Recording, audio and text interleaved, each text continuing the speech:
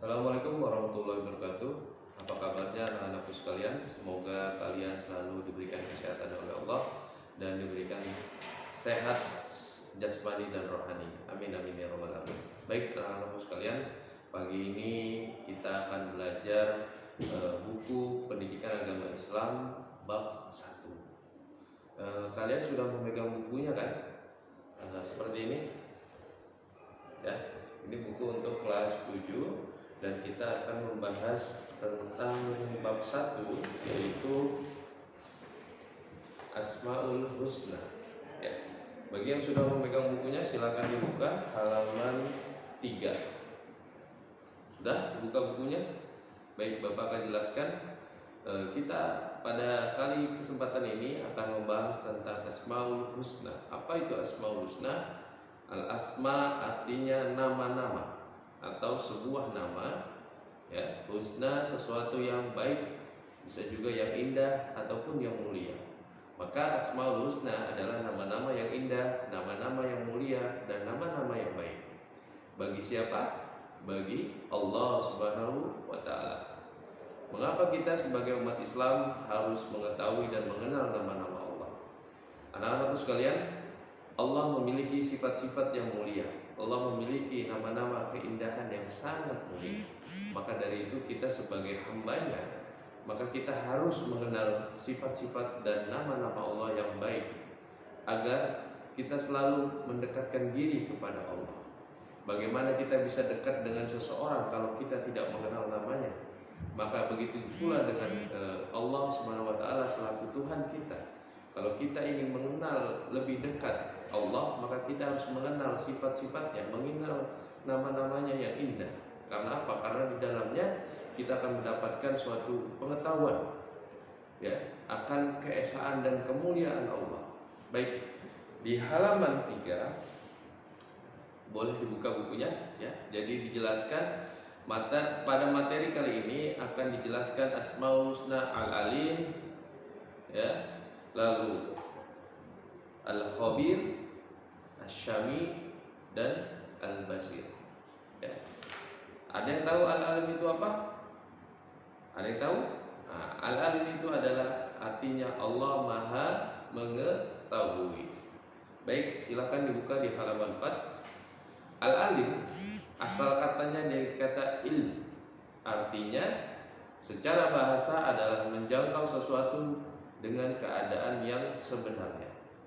Allah disematkan Al-Alim karena pengetahuan Allah sangat jelas baginya, terungkap segala sesuatu termasuk hal sekecil apapun.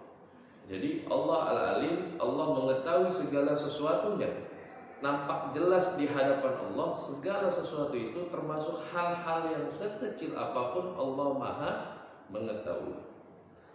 Manusia, ya, juga memiliki pengetahuan, atau manusia juga mengetahui. Namun pengetahuan dari manusia itu memiliki keterbatasan,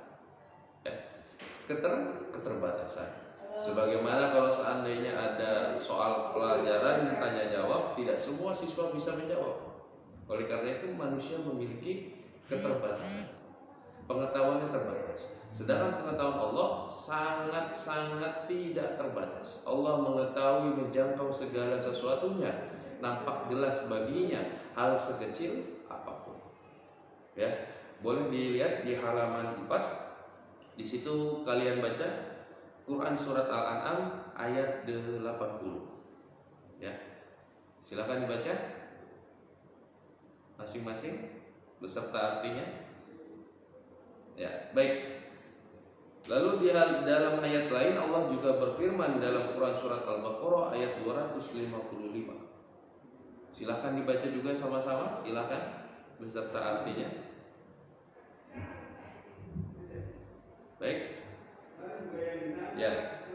Dalam dua ayat ini dijelaskan bahwasanya ilmu manusia dan ilmu Allah sangatlah berbeda. Kenapa? Dalam surat Al-An'am ayat 80, ilmu Allah menjangkau segala sesuatunya. Kenapa? Karena Allah Maha Mengetahui. Maha. Seperti halnya kalian ada siswa, ada mahasiswa. Nah, kalau maha itu berarti melebihi, ya, yang tidak yang tidak sama dengan yang di bawahnya. Ya. Allah Maha menciptakan, maka Allah tidak sama dengan yang diciptakan. Allah mengetahui, maka pengetahuan Allah dengan pengetahuan yang diciptakan oleh Allah maka berbeda. Ya. Dan di surat Al-Baqarah ayat 255 dikatakan, ya, manusia itu hanya mengetahui apa yang ada di hadapan, ya, ataupun ada yang di belakang. Tapi mereka tidak mengetahui semuanya itu kecuali atas petunjuk dari Allah. Jadi hakikatnya semua manusia tidak bisa mengetahui apapun kecuali atas kehendak izin dari Allah. Maka boleh diperhatikan rangkuman dari dua ayat ini ada di halaman 4. Dalam poin 1 dijelaskan Allah mengetahui segala sesuatu, sedangkan pengetahuan manusia sangat terbatas. Silakan di garis bawah atau di stabilo. Lalu mungkin, ya, pengetahuan manusia itu bisa tinggi seperti IQ, ya, tapi tetap tidak bisa menyamai dengan pengetahuan Allah, ya. Seperti halnya contoh, nah, kamu lihat di bawah kamu itu ubin, ya. Kamu tahu nggak di bawah ubin itu ada apa? Pengetahuan manusia terbatas, paling hanya tahu di bawah ubin ada semen. Di bawah semen paling ada pasir. Di bawah pasir mungkin ada tanah, ada batu, selesai. Tapi Allah lebih mengetahui dari itu. Apa? Bisa jadi di dalam pasir itu ada makhluk hidup lainnya yang tidak bisa dilihat dengan mata manusia. Dan bisa jadi di dalam tanah pun ada makhluk hidup lainnya. Ada unsur-unsur kehidupan yang tidak bisa dilihat oleh mata manusia meskipun tertutup. Dan Allah yang Maha mengetahui semuanya itu. Ya. Maka di poin nomor 1 itu dijelaskan dalam surat Al-Isra ayat 85, tidakkah kamu diberikan pengetahuan melainkan sedikit. Oleh karena itu bagi yang sudah menambah keilmuannya tetap dianjurkan untuk tawaduk, rendah hati, tidak sombong. Kenapa? Karena di atas langit masih ada langit lagi. Mungkin hari ini ada satu orang yang mengaku paling pintar di rumahnya, tapi ketika dia keluar rumah mungkin ada lagi yang lebih pintar dari dia di lingkungannya. Mungkin ada yang mengaku lebih pintar di lingkungannya, tapi ketika dia pergi keluar dari lingkungannya ada yang lebih pintar lagi dari dia di tingkat misalkan di tingkat daerahnya, ya, provinsi kabupatennya. Mungkin dia paling pintar di provinsi kabupatennya, tapi kalau dia keluar lagi dari wilayahnya, maka ada yang lebih pintar lagi dari dia di tingkat negaranya, bahkan di tingkat dunia. Maka selalu diajarkan dalam Islam, ketika kita memiliki pengetahuan, itulah yang membuat kita semakin merendahkan, ya, kesombongan kita, ya. Sebagaimana iblis itu pintar, pintar, cerdas iblis. Tapi karena dia merasa lebih, sehingga muncul rasa sombong. Akhirnya Allah hinakan.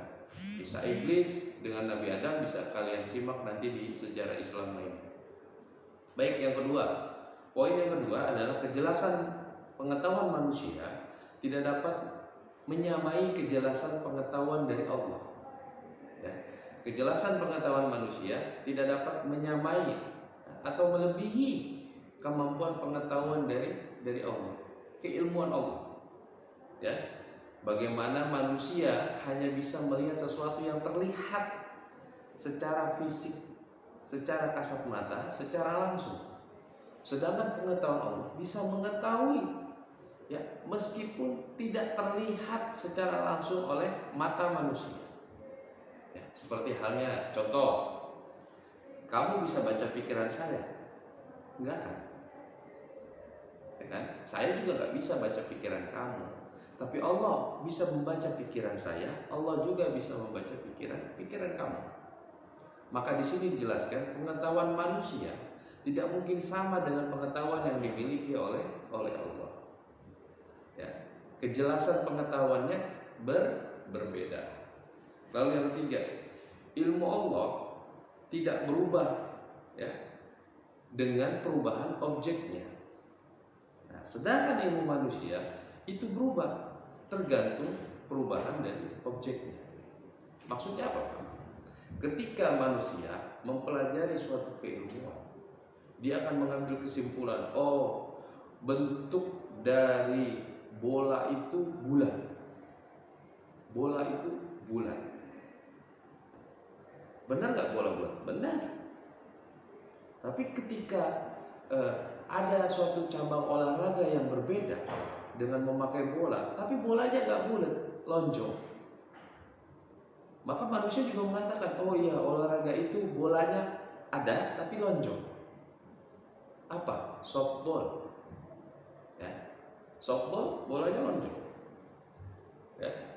Futsal bola bulat, basket bulat, takraw bulat tapi bentuknya tidak rata. Nah, itu berarti apa? Keilmuan manusia berubah-ubah. Katanya bola bulat, sekarang ada lagi bola lonjong. Nah, berarti keilmuan manusia berubah tergantung dari objeknya, apa yang dia lihat. Sedangkan pengetahuan Allah tidak akan pernah berubah-ubah meskipun objeknya berubah. Karena apa? Allah lebih mengetahui semuanya. Seperti itu. Ya. Lalu yang keempat, di halaman 5, silakan dilihat bagian atas. Allah mengetahui tanpa alat. Alat maksudnya bantuan. Allah mengetahui sesuatu tanpa bantuan. Sedangkan ilmu manusia untuk mengetahui sesuatu butuh alat, butuh bantuan. Apa itu? Panca indera. Ya. Lalu akalnya, lalu hatinya. Manusia ingin mengetahui sesuatu butuh panca indera. Indera peraba, indera perasa, indera indera penglihatan, indera pendengaran, indera penciuman. Lalu apa lagi? Butuh akal untuk memahami apa itu. Ya. Lalu juga butuh hati untuk memahami juga. Itulah manusia. Untuk mengetahui sesuatu dia butuh alat, dia butuh bantuan. Ya. Akal, pikiran, hati, indera. Sedangkan Allah untuk mengetahui segala sesuatunya tidak membutuhkan indera, panca indera, tidak membutuhkan alat, ya, juga tidak membutuhkan namanya akal dan hati. Kenapa? Karena Allah maha mengetahui dari segala sesuatu apa yang semua Ia ciptakan.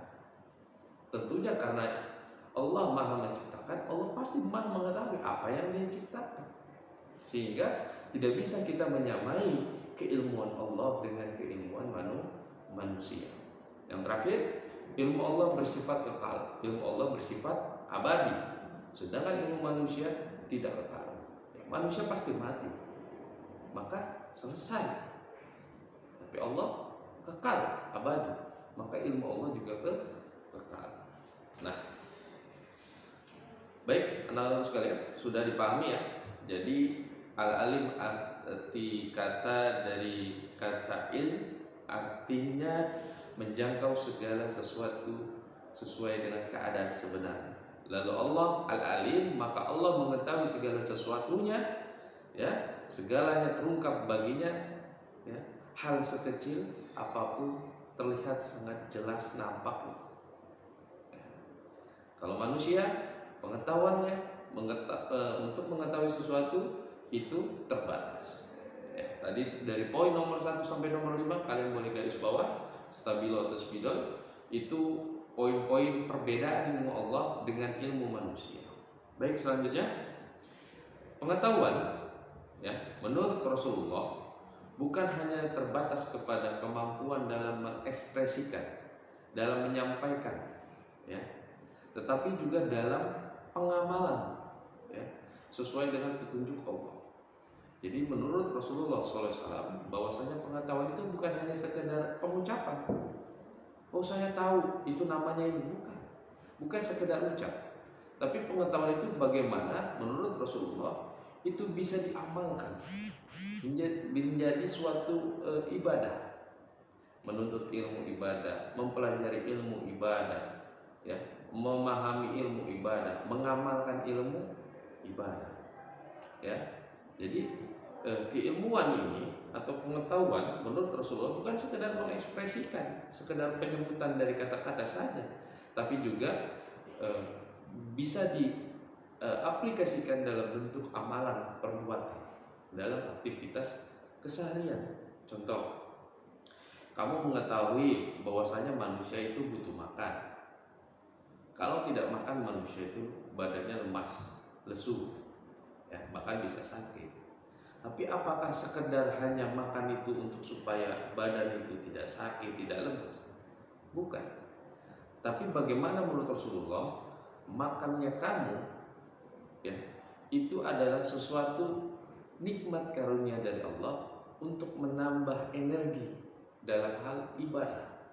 Dengan makan kamu kuat belajar, dengan makan kamu semangat sholat, dengan makan kamu semangat melakukan aktivitas lainnya, sehingga makannya itu dihitung ibadah. Jadi bukan makan sekedar biar kenyang, bukan, tapi makannya itu lebih bermakna.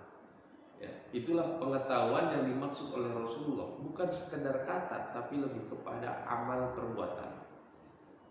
Ya, sehingga apa? Pengetahuan yang diberikan oleh Allah kepada manusia melewat akal itu sangat bermanfaat. Bukan hanya sekedar terima, oh ini makanan sepiring udah dimakan selesai, bukan. Tapi kamu mengetahui dari mana makanan itu berasal. Oh, sayuran, nasi itu dari sesuatu yang ditanam, ya. Terus yang menanam siapa? Manusia. Yang ditanam tumbuh-tumbuhan. Oke, di mana tanamnya? Di tanah.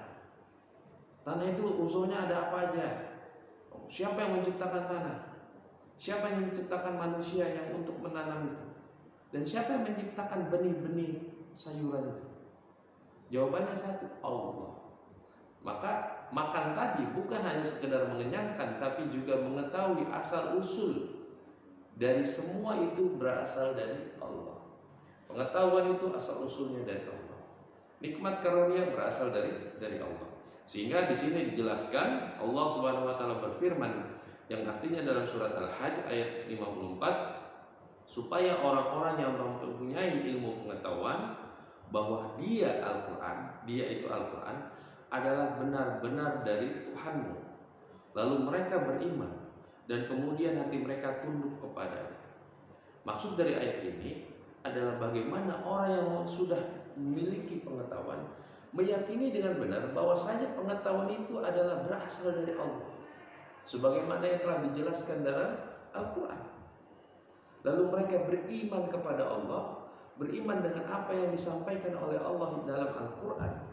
Lalu mereka hatinya tunduk, patuh, taat, dan meyakini bahwasanya segala sesuatu asalnya dari Allah.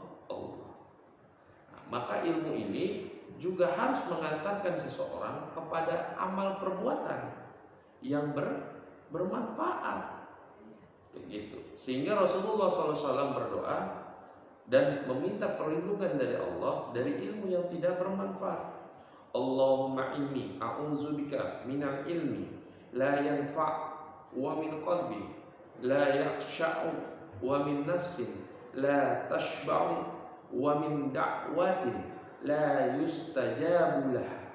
Yang artinya, ya Allah, aku berlindung kepadamu dari ilmu yang tidak bermanfaat dan dari hati yang tidak khusyuk, serta dari diri atau perut yang tidak pernah kenyang, dan dari doa yang tidak diterima. Hadis riwayat Muslim dari Zaid bin Arqam. Rasulullah sampai berdoa, ya Allah, jangan sampai ilmu yang engkau berikan ini tidak bermanfaat untuk diriku, tidak bermanfaat untuk orang lain. Dan juga meminta agar hatinya selalu dikhusyukkan, dikonsentrasikan semata-mata semua dari Allah, sehingga tidak muncul rasa sombong. Oh itu dari saya, oh itu dari bapak saya, oh itu dari paman saya. Bukan, dari Allah semua. Manusia hanyalah perantara atau sebab-sebab tersampainya nikmat karunia dari Allah. Lalu Rasulullah juga berdoa bagaimana agar dirinya, ya, perutnya ini tidak selalu merasa lapar, ya, sehingga apa? Menyebabkan bersyukur, tidak merasa kekurangan terus, bersyukur dengan apa yang dia miliki, bersyukur dengan apa yang dia punya, Ya. Dan terakhir Rasulullah juga berdoa memohon kepada Allah agar jangan sampai doa-doanya ini tidak diterima dari sebab-sebab apa yang dia miliki. Ya. Sehingga kita ya dalam untuk memenuhi kebutuhan kehidupan kita harus mengetahui itu asalnya dari mana. Karena nanti di akhirat atau di kubur kita akan ditanya, ini dari mana asalnya, untuk apa. Semua akan dipertanggungjawabkan, bukan cuma sekedar harta, tapi juga ilmu pengetahuan. Nah, oleh karena itu anak-anakku sekalian, maka semangatlah dalam menuntut ilmu, khususnya ilmu agama. Di sisi lain, semua yang engkau pelajari harus membuat dirimu lebih tawadu, lebih zuhud dan lebih cinta kepada Allah, karena Allah lah yang memiliki pengetahuan. Dan dalam meneladani sifat Allah atau nama Allah Al-Alim, sehendaknya manusia ini, kita ini selaku hamba Allah, sudah kita tahu Allah itu Maha mengetahui, maka kita harus semangat lagi dalam menambah ilmu pengetahuan. Ya. Tuntutlah ilmu ya dari lahir hingga ke liang lahat. Menuntut ilmu itu wajib ya bagi setiap muslim laki-laki maupun muslim perempuan. Ini hadis-hadis dari Rasulullah SAW yang bagaimana mengutamakan menuntut ilmu. Ya. Bahkan Rasulullah SAW berpesan di sini, lihat di halaman 5 paling bawah. Ya, Rasulullah berdoa, ya Tuhanku, tambahkanlah ilmu pengetahuan kepadaku. Quran surat Toha ayat 114. Sampai sini paham anak-anakku tentang pengertian al-alim? Oke, baik. Jika sudah paham, kita lanjutkan di sifat atau nama-nama Allah Al-Khabir. Silakan buka di halaman 6.